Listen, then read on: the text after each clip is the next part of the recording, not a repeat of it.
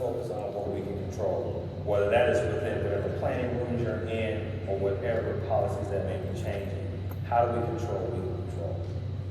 Another thing is y'all are already doing it right now. What does collaboration look like in the midst of change? Change is hard, especially when it's just you.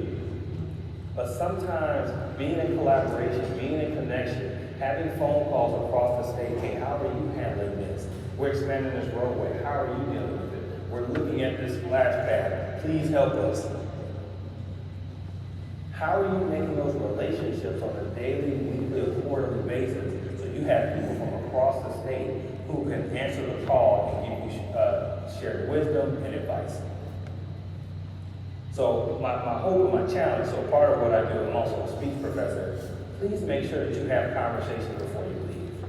And that you have strategic follow-up conversations after you leave as well. Because it'll be very easy to get caught up in the work, but you're going to need somebody to hold you up when those problems and those changes come. So make sure you get cards, make sure you get phone numbers, make sure you schedule virtual coffee. From my understanding, y'all really like coffee, from what I've heard. But making sure that you, see, you got yours over there. I'll get mine later on. But you're going to need each other no matter what happens. I'm not a planner, but I say we deal with some of this in education.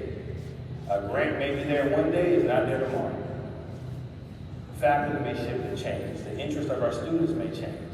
But we have to be able to collaborate with, in my case, with our leadership, so we can survive those storms and be able to keep the mission at the front of our minds. And I would imagine that you all have to do the same thing. And then last thing, like I was saying, when it comes to change, always remember your why. So I'll give you about 30 seconds. Feel free to write this in your notes. What is your personal why for what you're doing? We know the corporate why of supporting citizens, and I thank you for that. But for you, what is that why? What gets you up in the morning every day? What gets you pouring and drinking that cup of coffee and getting back into the arena when it comes to planning? Take about 30 seconds, just write that down. Put it in your notes, put it in your phone. If you ain't got no pen, just memorize it. But I really want you to think about what is that why.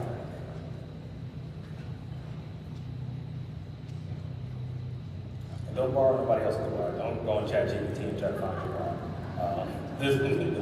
Let that be you.